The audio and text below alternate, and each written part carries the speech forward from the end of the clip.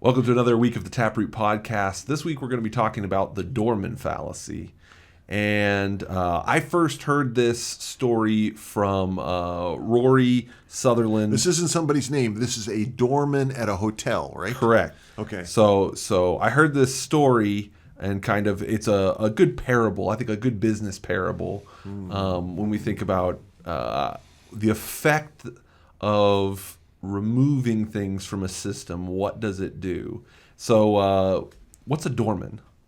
What do you mean? What's a doorman? What's a doorman for the people watching? What's a doorman? What are we talking about The here? guy who opens the door for people at fancy hotels. Yeah, the guy. Or in a building. In New York, they've got them for buildings, and they have additional functions, but they open the door, say, "Good morning, sir. Good morning, ma'am." So the way the story goes is you hire a crack team of consultants that come into your 5-star hotel, and they look at all the numbers and dollars and figures, and they look at the doorman and they say, that guy's getting paid to open a door.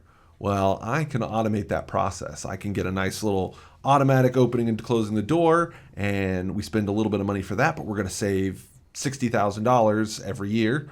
Going forward, because maybe more than that, because you got to have them 24 hours a day. That's probably 3 people. That's hundreds of thousands now, just by having an automatic opening and closing door. There we go. And congratulations, we all pat ourselves on the back, sign the check for $1 million for the consultants, and out they go.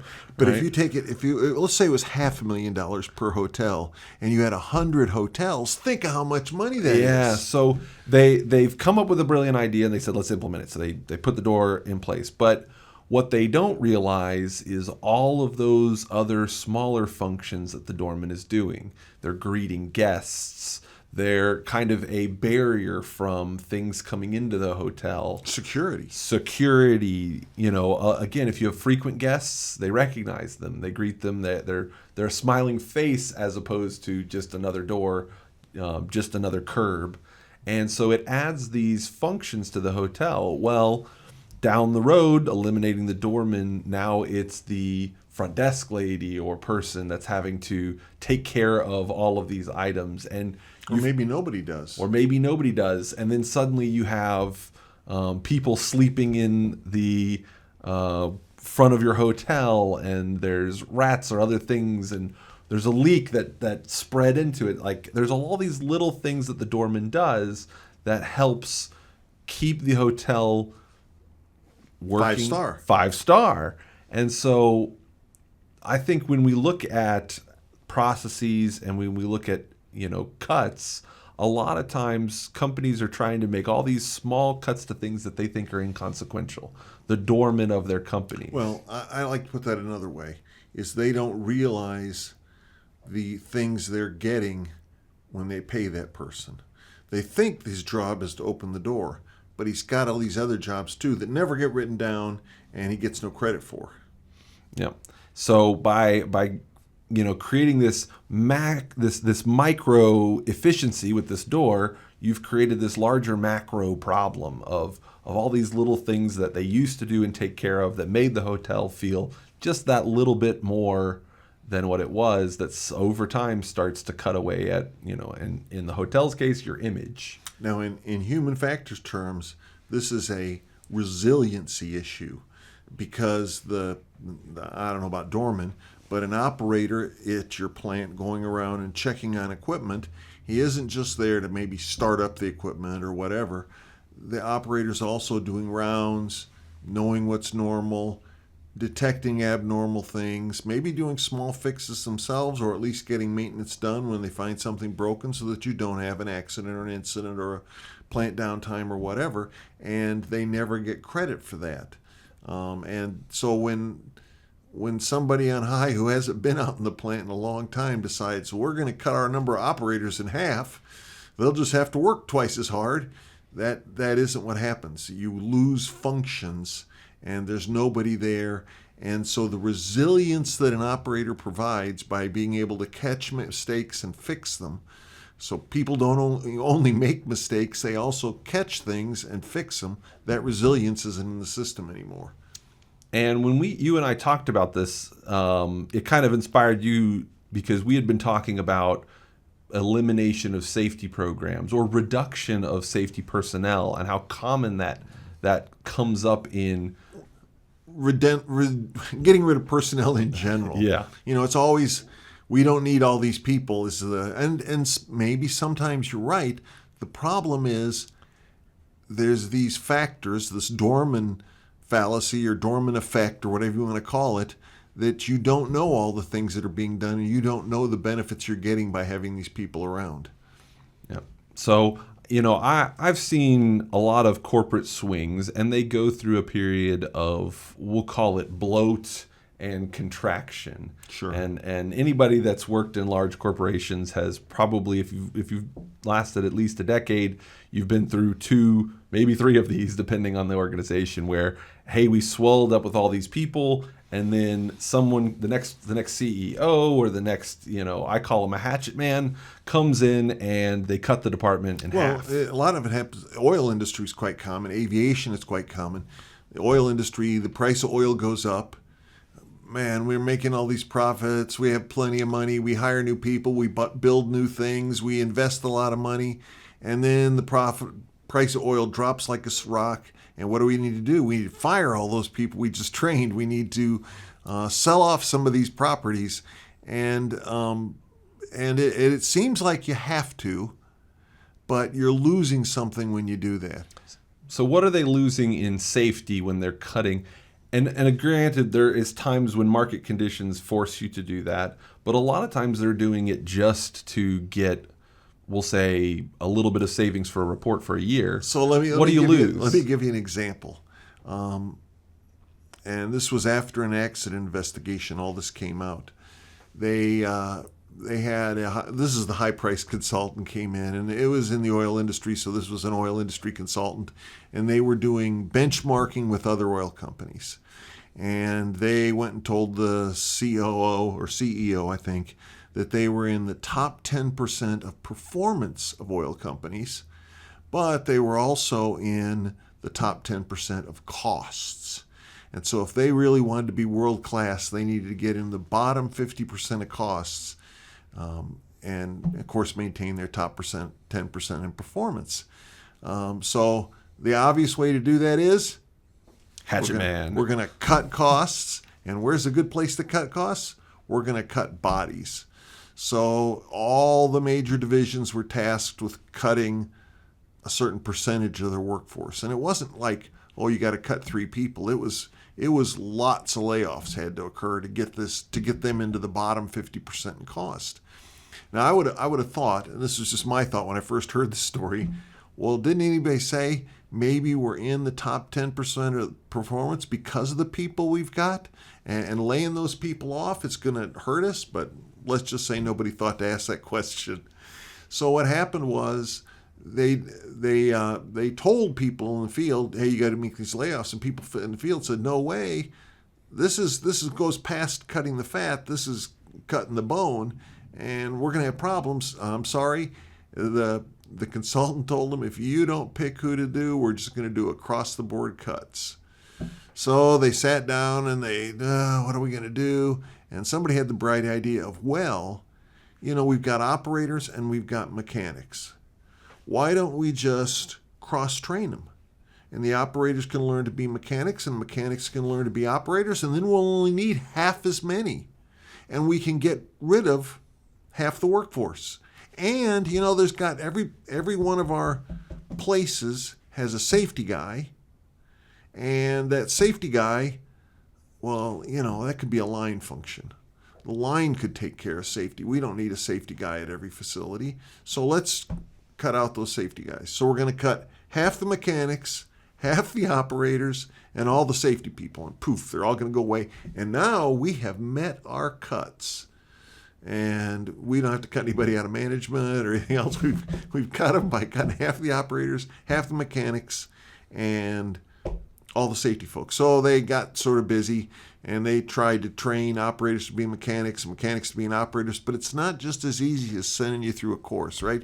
You don't become an experienced mechanic just by going to a course. There's a lot of things they learned in the field that was lost when they laid all these people off. And the safety people, They laid them off, but they were doing more than just giving safety briefs or whatever. They also maintained all the firefighting equipment. It was one of their jobs. Well, nobody really knew that. So, see, they were the doormen. They were giving safety training. Well, now that safety training went over to the operations folks, who now had half as many people. So the supervisor's just reading off of packets. Or maybe they're just all signing off they did it without anything. But nobody started maintaining the firefighting equipment. So what happened was that so now the operators were really, really busy, right? And they, I won't go into the details of the accident, but they had something that overflowed because the operator was busy doing something else, caused a fire, and they went to put the fire out, and the foam firefighting hoses wouldn't work. They wouldn't pressurize up. They sort of like dribbled foam out instead of shooting foam out. And they eventually did get the fire out, but guys were standing ankle deep in diesel fuel with these hoses that are dribbling foam out of them, trying to sling it onto the fire and get it put out. And nobody got killed, luckily. Nobody had, but they had figured out, this was maybe 6-9 months into the thing by the time the fire happened. So it didn't happen day one, guy's gone, fire occurs. That's not the way it works, right? It takes some time for things to, so at about the 6-month point, they realized, hey, nobody's maintaining this firefighting equipment. And, well, we don't have any time for any of these guys to do it because now they're operators and mechanics and they got twice the work they ever had before and they can't hardly keep up with what they're doing. So we'll hire contractors to maintain the firefighting equipment. So then you got to have a bidding process, right? You got to bid for those contractors. Then the contractors have to come out and make an inventory of what there is to maintain. The day before the fire, they finally got the inventory made. Nobody maintained the firefighting equipment, and that's why it didn't work. So, you sit there and you think, this is a function they probably could have found if they would have gone through, what does it really mean to get rid of all those folks? What does it really mean that the operations are going to take? Who's going to do that? Somebody could have done it, maybe.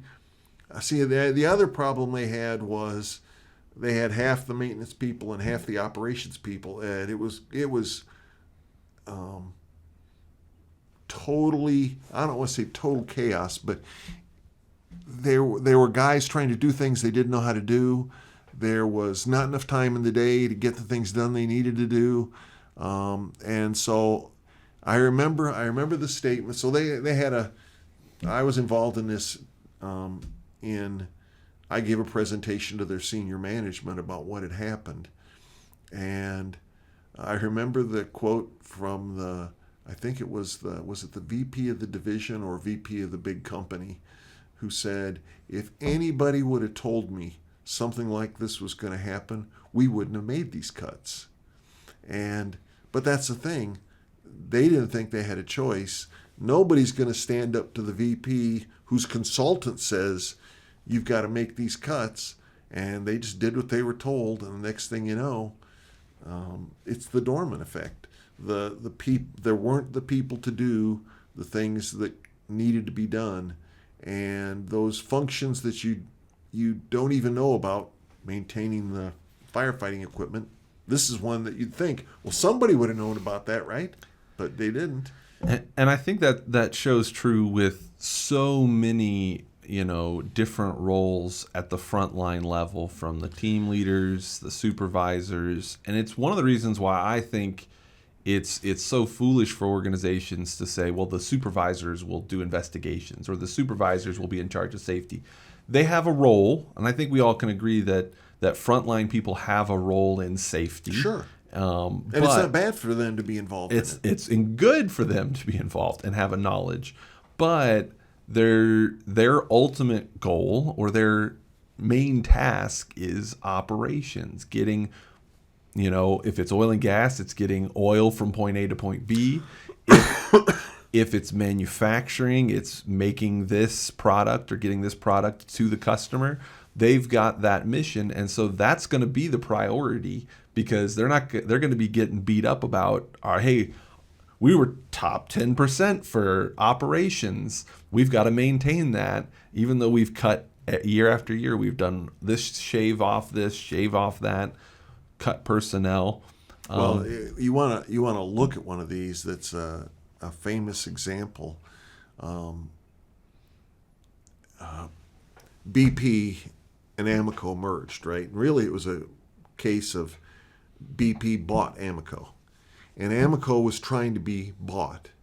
And I don't know if you've ever been at a company that's been bought by another company, but when you're getting ready to be bought, what do you think you do? Make things look as good as you can. You want to make things look as good as you can. How do you do that? You cut costs. How do you cut costs?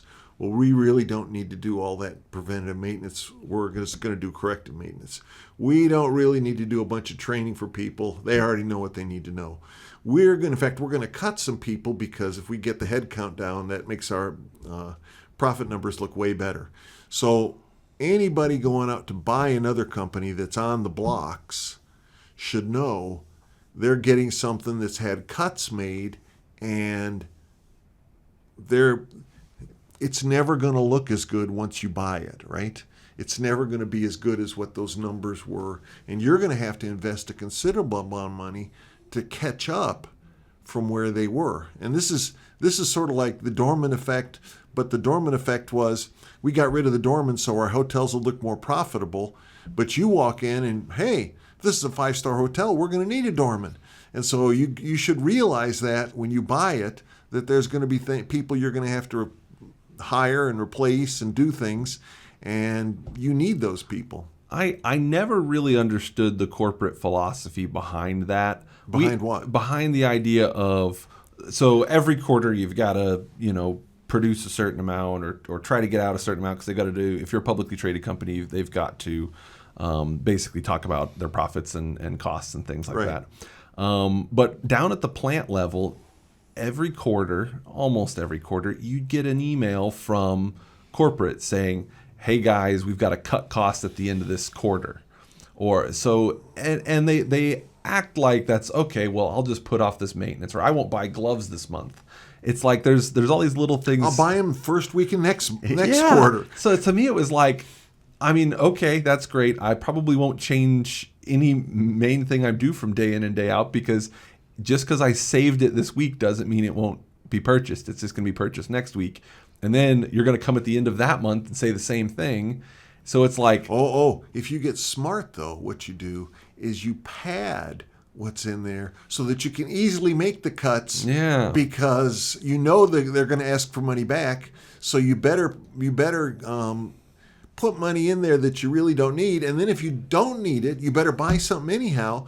Because if not, they're going to say, look, they didn't spend all their money, we're going to cut them. That's the government contract efficiency right there. It works that way. You've got to spend the money. So to me, it was always, okay, we're going to do the best business we can each month. And if we're trying every week to get as much product shipped as we can, but we're not doing anything unethical, and we're not cutting our arm off just to try to save our face for a short period. Well, that was now. Let's go back to COVID for a second. What happened during COVID? The world stopped. And what do we do with our employees? Had them sit at home. We laid a bunch of them off. We didn't lay a bunch of them off. We didn't lay a bunch of them off, but the big world companies did. laid a bunch of people off, right? And then what happened when COVID was quote unquote over, whatever that was? What happened next? We hired someone. We've got to hire somebody back. Can we hire those same people back? Probably not. Maybe. But we went on this hiring spree again, and because we had all this work that wasn't getting done. Now the work was restarting again. We had this dip, the stock market dip. We had all these people get fired and rehired, and it was just turmoil. And people found that they had lost a lot of valuable people. And we're having to go through a tremendous amount of retraining and relearning because we laid off people. We could call that human capital, and that human capital got slashed, and then we have to develop it again. And it is really a lot harder than you think a lot of times to develop a good, experienced person. Let's put it that way. Yeah, we had two cases of this at my facility. We were over 50 years old. And when you're a 50-year-old facility, you've had people that have been doing that job for, I think we had maybe 10% of our workforce had over 30 years at that plant. I mean, and that's a knowledgeable 10% there. One of them was our chief engineer, and he had started as an engineer with the company at that facility, and he was at like 40 years. And so, those that's a knowledge that you can't replace overnight. And so we used to have but it's just an engineer, so we could just hire another engineer. Well, that was and again, if you looked at the history of the plant had gone from like a team of like 30 engineers down to a much smaller group. And over you cut down into that. And so, he was doing massive amounts of coaching with the people that would take his place after he retired, just to try to give that bit of knowledge. But even after he left, there were a couple moments where it's like, hey, we've still got that guy's number, right?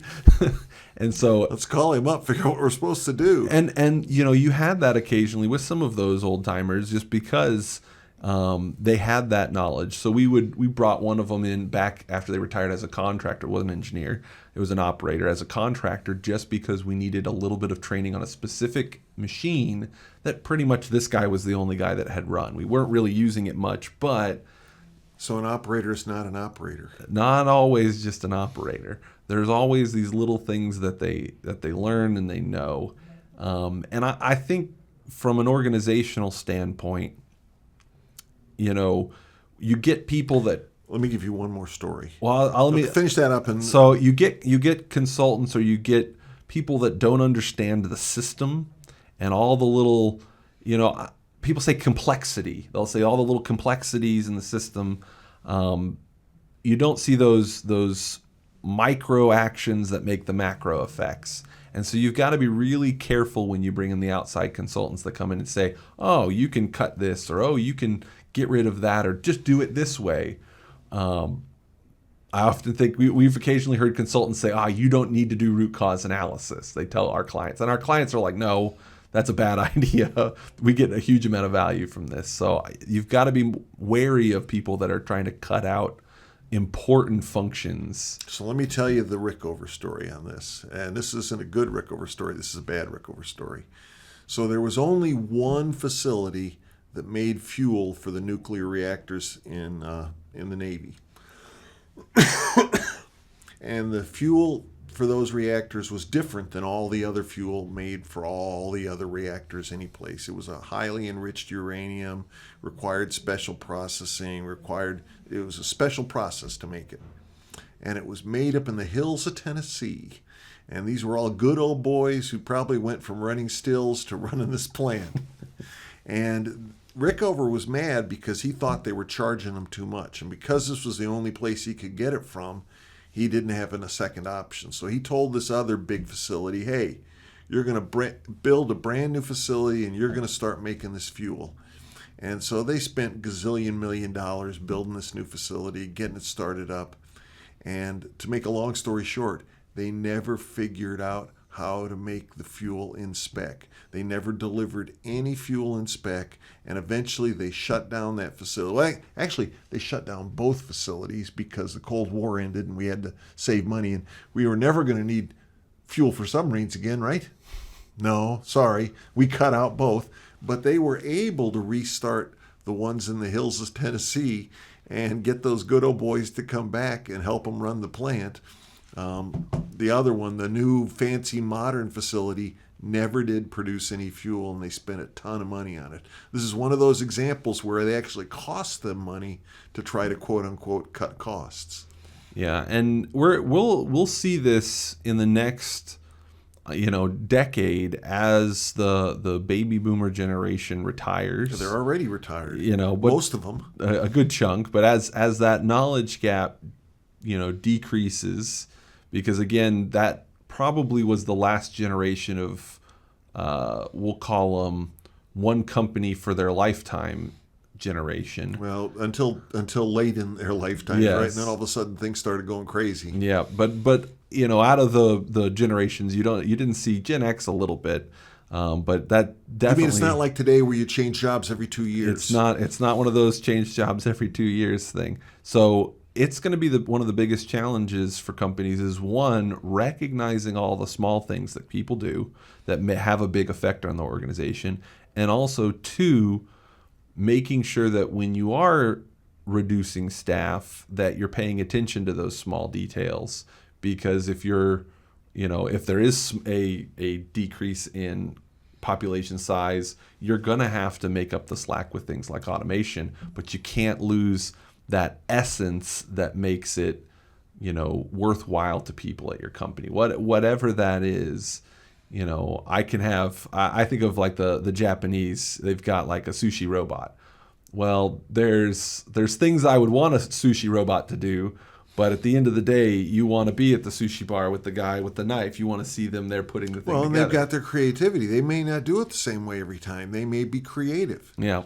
And so there's a lot of these things that are going to be missed if companies take that approach, or when companies take that approach of coming in with a hatchet and cleaving off without realizing the things that needed to be cut with a scalpel. So what you're talking about is there's this human capital, and you're getting value from that human capital, and you may not be realizing all the value you're getting. And if you cut that human capital, you may be cutting functions that you didn't realize you needed, and you've lost resilience in your system, and you have more of a chance for a big accident to occur when these remaining people, overworked, underknowledge remaining people, don't catch the things that an experienced guy might have caught and prevented from occurring in a safety point of view. And that's not necessarily a safety person. That could be a line worker, it could be a maintenance worker, it could be whatever, knows what they're doing and knows that, we don't take that off. If you take that off, something bad's going to occur. Well, the new guy doesn't know that, and he undoes whatever it is they're not supposed to undo because he didn't know, and boom, there's a problem. Capturing the tribal knowledge is critical. Well, I think that goes well into what the Doorman Fallacy is and what people can... it's beyond Doorman's. Beyond Doorman's, how they can apply it. If somebody was going to want... But it'd be Doormen. Anyhow, it's plural. If somebody wanted to get leadership to understand, maybe not the Doorman Fallacy, but the concept of conservative decision-making in business, what would be one of their best places to go learn about conservative decision-making from a business standpoint? Well, first off, there's a question is, can management learn conservative decision making? Well, can management learn anything? That is the reason I say that is it's such a hard thing to do, because you're making a decision. You know what the costs are, you just don't know what the benefits are. So in your conservative decision, you're saying, if I'm on the side of safety, if I know what I need to do, I'll do this. But there's always, but we haven't had that occur. That's never happened. We can stretch the maintenance on this unit for another 6 months. And maybe 6 months ago somebody said the same thing, and 6 months before that somebody said the same thing. And you're the new guy, and the old guy had stretched it for 2 years, and now you're coming in saying, well, what can 6 months more? Or what is 6 months? We can just do that the next turnaround. And all of a sudden, things start breaking. We really should have done we said we would do thickness measurement on all our piping before the end of the next turnaround. We said that 2 turnarounds ago. And we still haven't done it, and now it's your turn, and you're in the hot seat, and you don't have any budget, and you've got to get the plant back up, and you say, hey, we'll just do it one more. Well, sooner or later, that one more philosophy is going to catch up with you. And so a conservative decision would say, we said we were going to do it, we're going to do it. And if we decided that's what we need to have a safe facility, that's what we need to have a safe facility. and we're going to do it. We're not going to put it off. We're not going to have overdue maintenance. We're not going to have this and that happen. We're not going to lay off all of our safety people, because that's the conservative decision. And yeah, we're in the top 10% of performance and the top 10% of cost. We're probably never going to be in the bottom 50% of cost, because it requires those costs to get to the top 10%. And so if we want to be in the bottom 10% of performance and the bottom 10% of cost, I think I know how to do that. But I don't know how to do the top 10% of performance and the bottom 50% of cost. It's just not a conservative decision. Yep. So if they want to learn about that, what courses, what options would they have? The course we have is the Stopping Human Error course, has that section on conservative decision making, and we actually have examples of non-conservative decision making. It seems so obvious when you come in after the accident and you can see the non-conservative decisions and where they've led to. You say, "Oh, I would never do that," but lots of smart people make decisions that aren't conservative, and it seems okay that day. Yeah. Now, the other two places, the TapRooT Leadership course that we do, we cover that as well. And the TapRooT Summit has generally had, the last couple summits, I know, we've had at least 1 to 2 sessions on this topic of conservative decision-making, leadership decision-making. And so if people want to find those options, best place to do it is go down to the link below, which is the TapRooT website. They can find out information about all of those. www.taproot.com. And we want to hear from you guys. If you guys have down below any comments on times. They've got a story. If you've got a story of where your company didn't recognize the Doorman Fallacy and they cut the legs out from some department, put it down below. We'd love to hear it. As always, like, comment, subscribe, hit the little notification bell, and we'll see you again for the next TapRooT podcast.